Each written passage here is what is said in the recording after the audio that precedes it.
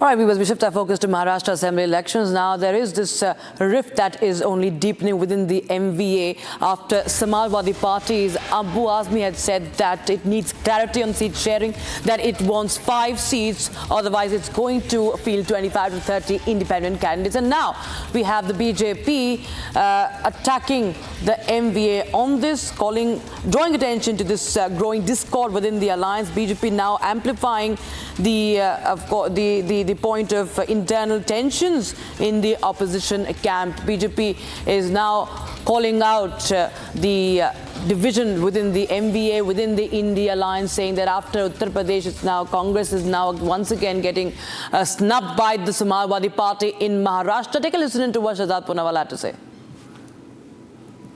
Samajwadi party जिसने Congress party को उत्तर प्रदेश में कहीं का नहीं छोड़ा, एपिक बेइज्जती कर दी, अब महाराष्ट्र में भी समाजवादी पार्टी अपने असली रंग में उतर आई है।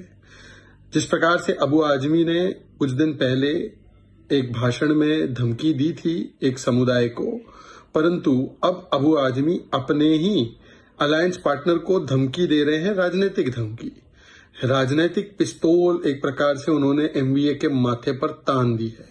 He is holding the gun to the head of MVA, politically speaking, figuratively speaking, और बोल रहे हैं कि 5 सीटें दे दो वरना मैं 25 सीट पर लड़ूंगा और तुम लोगों का पूरा गेम बिगाड़ दूंगा। ये है समाजवादी पार्टी। समाजवादी पार्टी का रौब। कांग्रेस को उत्तर प्रदेश में तो कुछ नहीं दिया, और महाराष्ट्र में भी किस प्रकार से डिमांड किया जा रहा है। ये एमवीए का मतलब ही ये है, महाविभाजन Aghadi. Just to give you perspective, viewers, in Uttar Pradesh, for the by-polls, the Samajwadi Party has said that the elections will be contested on the SP symbol, while the Congress is the alliance partner. The candidates will be contesting on the SP symbol.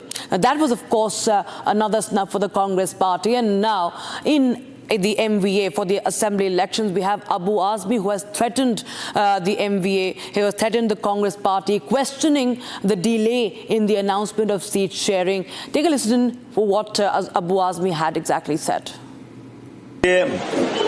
ये सीटों का बंटवारा तो election के announcement के पहले हो जाना चाहिए। जब पहले से महाविकास अघाड़ी बनी हुई है, इंडिया अलायंस बनी हुई है, तो फिर कन्फ्यूजन किस बात का।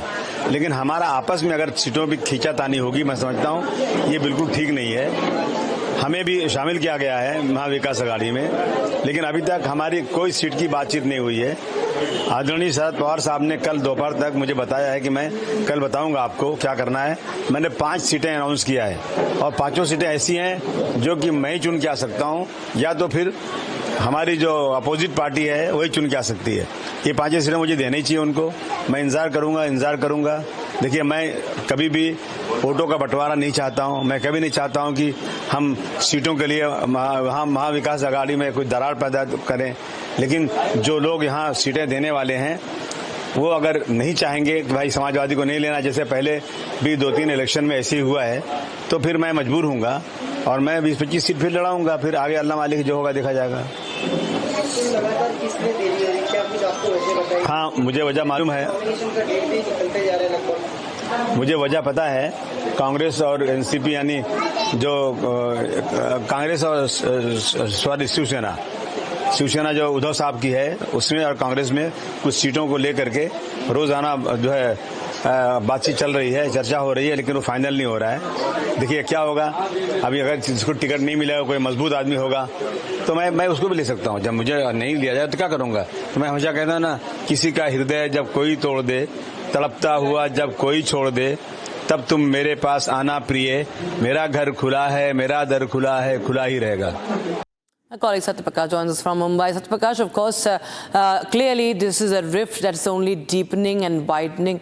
Abu Azmi is an important figure in Maharashtra politics now. He has openly threatened, वो साफ तौर पर कह रहे हैं कि कहीं ना कहीं कांग्रेस तरफ इशारा कर रहे हैं कि पिछली 2-3 बार भी उनको धोखा मिला हुआ है।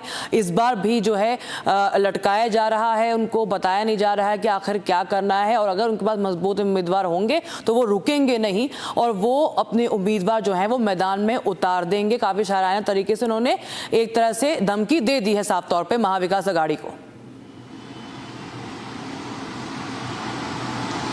रक्षिता, जो 18 सीटों का बंटवारा है उसी को लेकर विवाद बना हुआ है महाविकास आघाड़ी में, क्योंकि जिस तरह से समाजवादी पार्टी कह रही है कि 5 सीटें तो हमने घोषणा कर दिया, लेकिन जो एमबीए में है उसकी तरफ से अनाउंसमेंट होना चाहिए।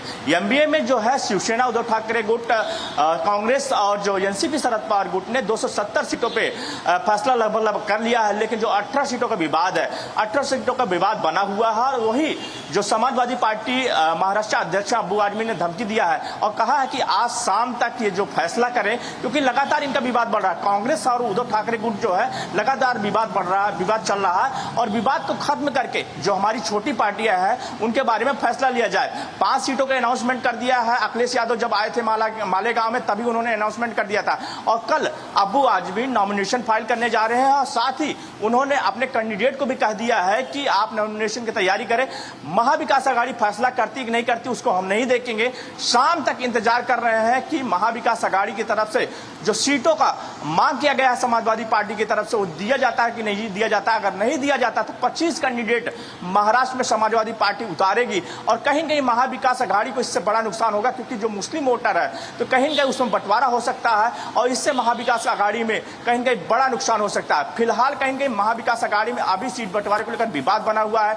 मीटिंग में मीटिंग हो रही है, कल भी मीटिंग हुई थी, आज भी मीटिंग हुई थी। अबू आजमी शरद पवार से मिले थे, लेकिन फैसला नहीं हो पा रहा है। इसी को देखते हुए कहीं न कहीं अबू आजमी ने एक अल्टीमेटम दिया, चेतावनी दिया है कि आप फैसला लीजिए आज शाम तक, क्योंकि मंडे और ट्यूसडे 2 ही दिन बचे हुए हैं जो नॉमिनेशन फाइल करने का आखिरी। जी Absolutely, of course, and the defeat in Haryana also somewhere haunting the Indy alliance.